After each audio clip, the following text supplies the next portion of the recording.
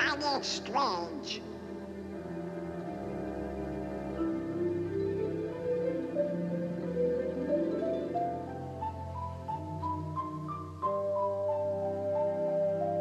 Sure, that's an odd-looking creature.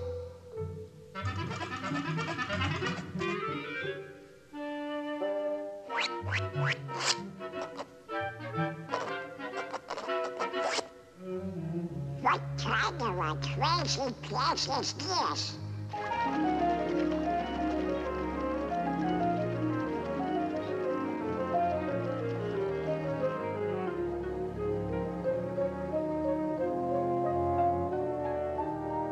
Now what are those? Squirrels? Pi is equal to 3.1415926535897447, etc., etc., etc. Huh? Hello? Hello? Hello, Donald. That's me. Where am I? Mathemagic Land. Mathemagic Land? Never heard of it. It's the land of great adventure. Well, who are you? I'm a spirit, the true spirit of adventure. That's for me. What's next? A journey through the wonderland of mathematics. Mathematics? That's for eggheads. Eggheads? Now hold on, Donald. You like music, don't you? Yeah? Well, without eggheads, there would be no music. Come on. Let's go to ancient Greece, to the time of Pythagoras, the master egghead of them all. Pythagoras? The father of mathematics and music. Mathematics and music? Ah, you'll find mathematics in the darndest places. Watch. First, we'll need a string. Stretch it good and tight, plunk it. Now divide in half. Plunk again. You see? It's the same tone, one octave higher. Now divide the next section. And the next. Pythagoras discovered the octave had a ratio of 2 to 1. With simple fractions, he got this.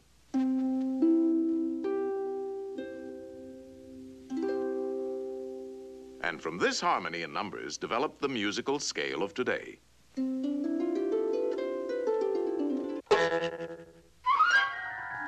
By golly, you do find mathematics in the darndest places. You can imagine how excited Pythagoras was when he shared his findings with his pals, a fraternity of eggheads, known as the Pythagoreans.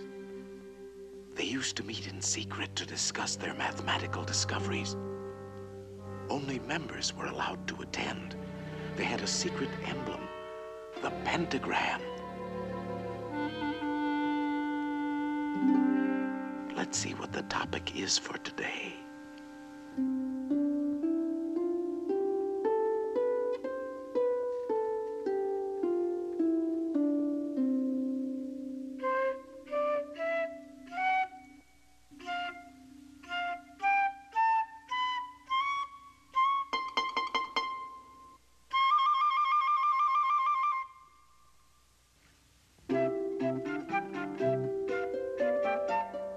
What's going on? Shh, it's a jam session. Give me something with a beat. Shh.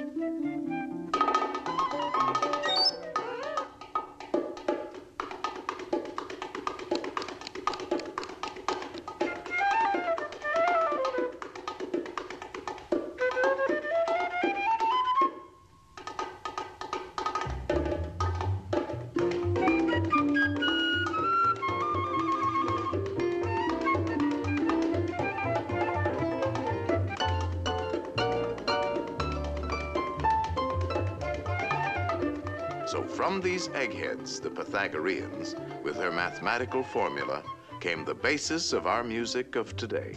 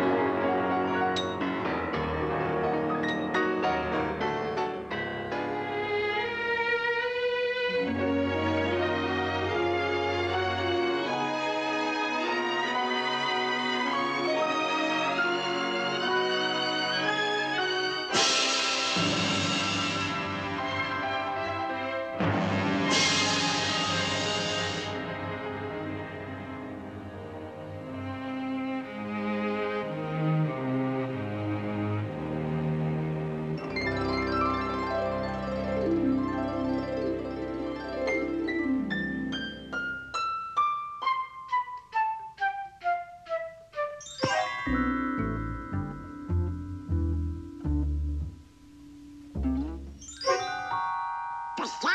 boy, put it down. Well, I'll be a persuaded kid. It was our old friend Pythagoras who discovered that the pentagram was full of mathemagic. The two shorter lines combined exactly equal the third. And this line shows the magic proportions of the famous golden section. The second and third lines exactly equal the fourth. Once again, we have the golden section. But this is only the beginning.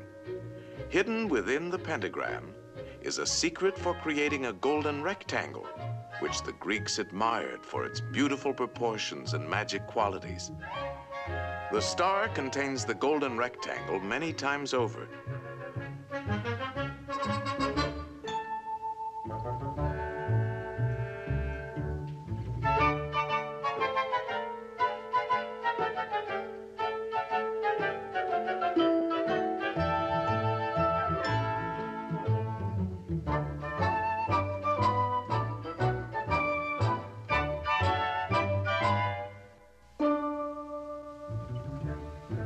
It's a most remarkable shape. It can mathematically reproduce itself indefinitely.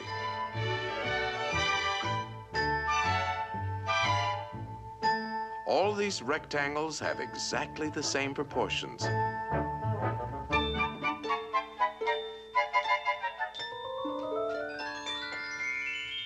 This figure also contains a magic spiral that repeats the proportions of the golden section into infinity. To the Greeks, the golden rectangle represented a mathematical law of beauty.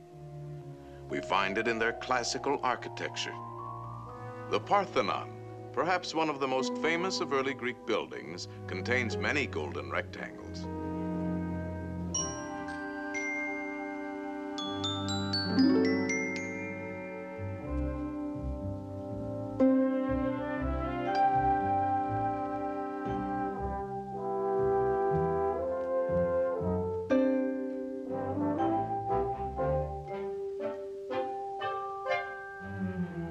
These same golden proportions are also found in their sculpture.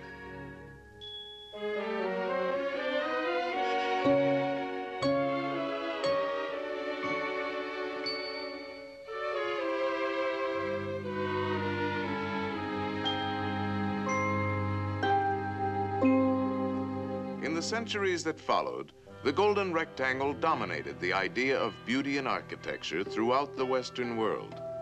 The Cathedral of Notre Dame is an outstanding example. The Renaissance painters knew this secret well.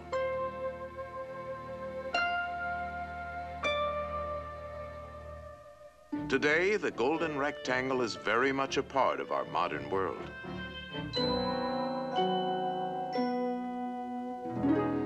Modern painters have rediscovered the magic of these proportions. Indeed, this ideal proportion is to be found in life itself. Boy, oh boy, oh boy. This is mathematics. I like mathematical figures like that. Donald. Get me quiet. No. Ideal proportion. Not quite. No, I'm afraid not. Well, we can't all be mathematically perfect. Oh, yeah? Yeah, I do like to do it. Now that you're all pent up in a pentagon, let's see how nature uses this same mathematical form, the petunia, the star jasmine,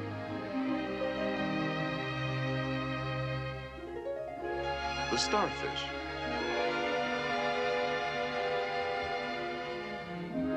the wax flower,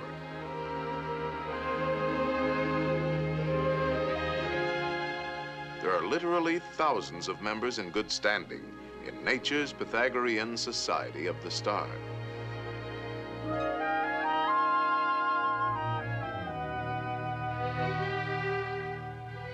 All nature's works have a mathematical logic, and her patterns are limitless.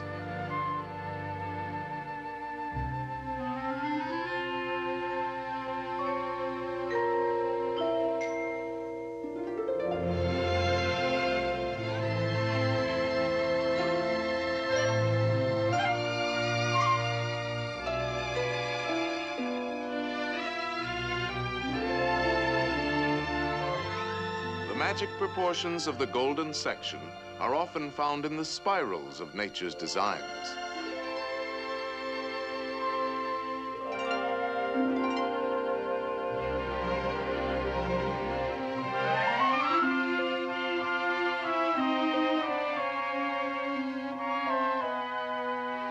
The profusion of mathematical forms brings to mind the words of Pythagoras.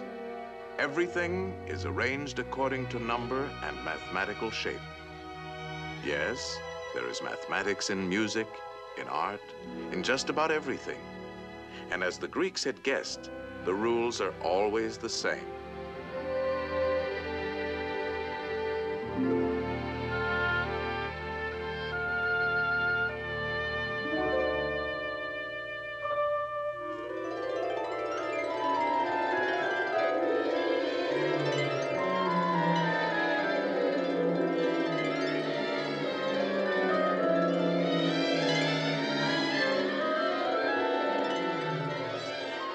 Well, Donald, did you enjoy your geometrical journey?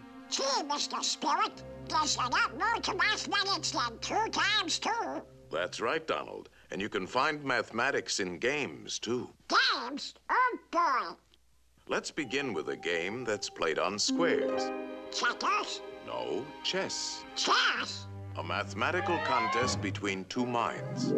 It's a game that has been enjoyed for centuries by kings and commoners. In fact, Lewis Carroll, a famous mathematician with a literary mind, used chess as a setting for his classic tale, Through the Looking Glass. Alice found herself face to face with a none too friendly group of chess pieces. Good heavens, what's this? Upon my soul, it appears to be a lost pawn. I'm no pawn. I'm Donald Duck. He says he's Donald Duck. Preposterous. Or it could be an Alice. Alice? No, no, no. It's a lost pawn. Lost pawn? Stop that pawn! Ow, Mr. Spirit! Ow, ow, ow!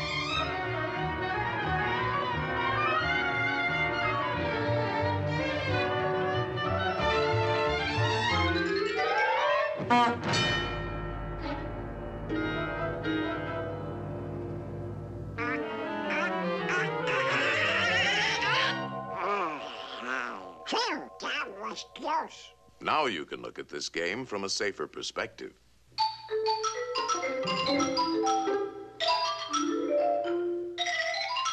Chess is a game of calculated strategy, and since the board is geometrical, the moves are mathematical.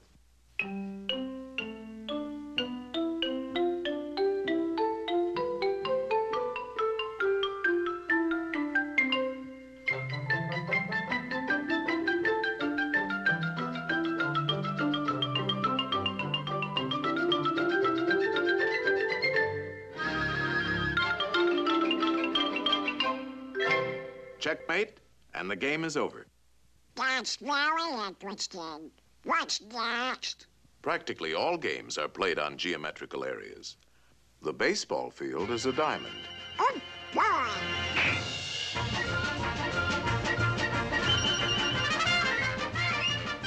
And without mathematics, we couldn't even keep score. Football is played on a rectangle divided by yard lines. Basketball is a game of circles, spheres, and rectangles.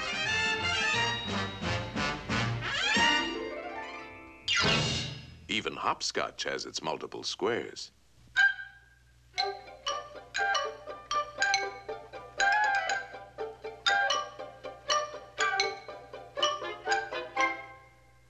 What's next?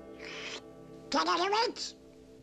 No, a mathematical game played on a field of 2 perfect squares, using 3 perfect spheres, and a lot of diamonds. In other words, billiards. Oh, boy. That's for me. You know the game, don't you, Donald? Of course. The cue ball has to hit the other two balls. Like this.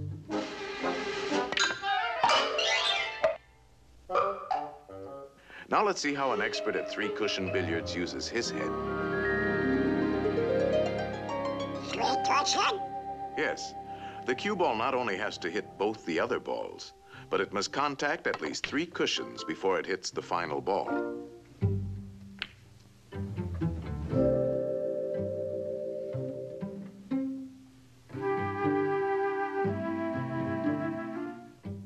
One, two, three.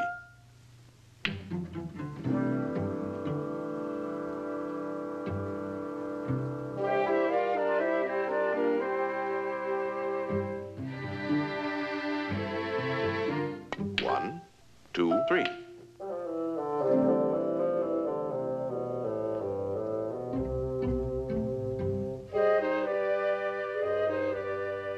It takes an expert to make several shots in succession. 1, 2, 3, 4, 5, 6. Wow. That was a lucky shot. Luck? No, it's skill.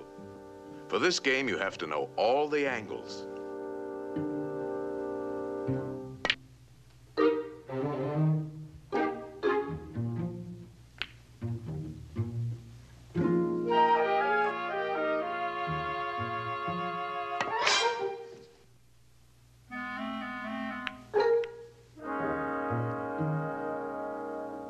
One, two, three, 4, 5, 6, 7.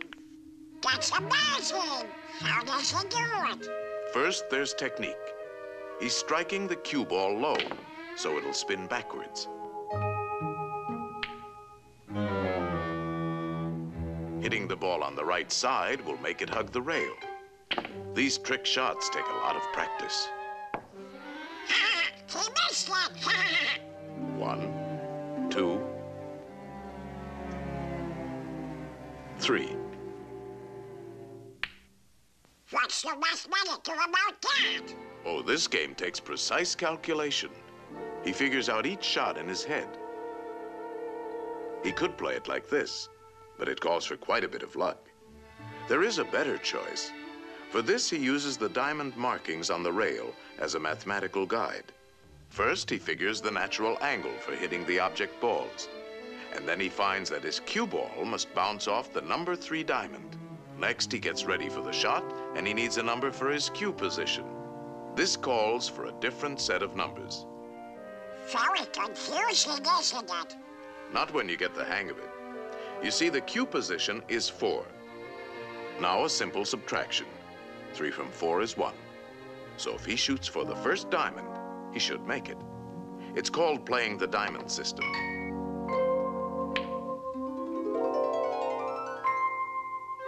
Natural angle, 2. Cue position, 1.5, 2, 2.5, 3, 3.5. 2 from 3.5 is 1.5. So, shoot halfway between the first and second diamonds. There's nothing to it. Let me try. Let's see now. If I hit it here, it'll bounce there and no here. If I hit it here, 4.5 minus 3, 3.5 plus 4 added to 2, divided into 2. I guess I should shoot about here. No, Donald. There's no guesswork to mathematics. It's quite simple. Natural angle for the hit, 2. Cue position, 3.5. How much is 3.5 minus 2? 1.5.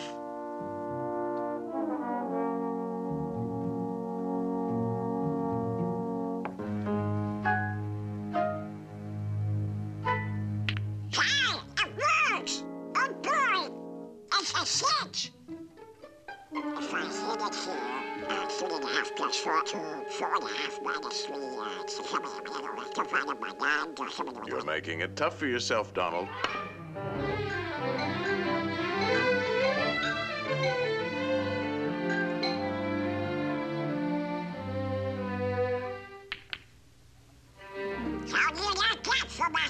science, Mr. Spirit. Wonderful, Donald. And now you're ready for the most exciting game of all. Oh, boy. And the playing field for this game is in the mind. Uh-oh. Look at the condition of your mind. Antiquated ideas, bungling, false concepts, superstitions, confusion. To think straight, we'll have to clean house.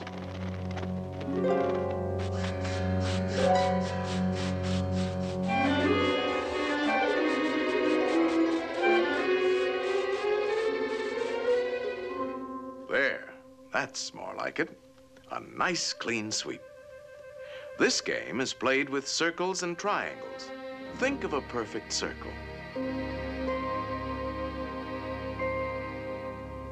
A perfect circle.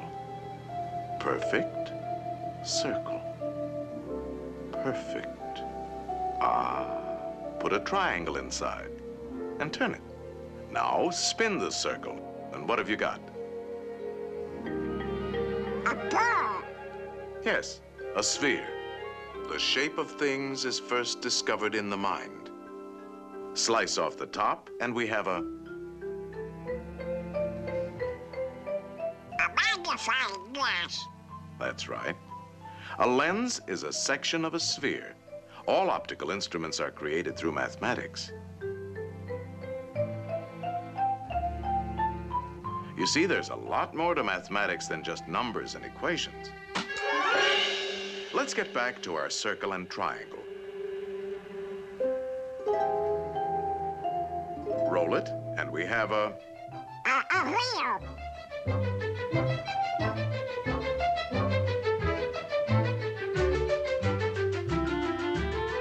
The circle has been the basis for many of man's important inventions.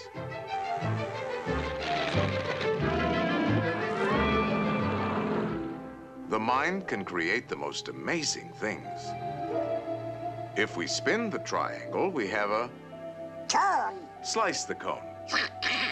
The cone is full of useful mathematical shapes. Slice it again. Slice it several times. The orbits of all planets and satellites can be found in the cone. No matter how you slice it, it's always mathematics. A slice like this gives us the reflector of a searchlight. A slice like this, the mirror of a giant telescope. A line on a cone, and we have a drill. And a spring.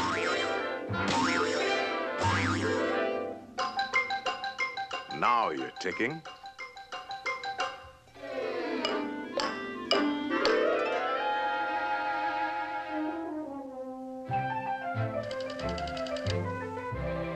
Number, please.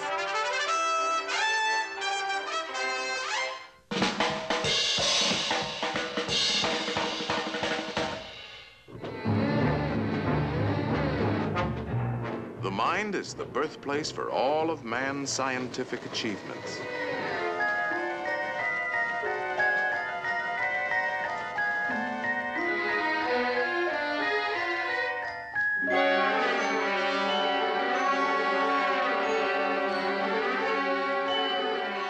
The mind knows no limits when used properly. Think of a pentagram, Donald. Now put another inside, a third, and a fourth. No pencil is sharp enough to draw as fine as you can think, and no paper large enough to hold your imagination. In fact, it is only in the mind that we can conceive infinity. Mathematical thinking has opened the doors to the exciting adventures of science. I'll be doggone. I've never seen so many doors before. Each discovery leads to many others, an endless chain. What's the matter with these doors? Hey! These doors won't open. They're locked. Of course they are locked. These are the doors of the future, and the key is... Mathematics. Right. Mathematics. The boundless treasures of science are locked behind those doors. In time, they will be opened by the curious and inquiring minds of future generations. In the words of Galileo, mathematics is the alphabet with which God has written the universe.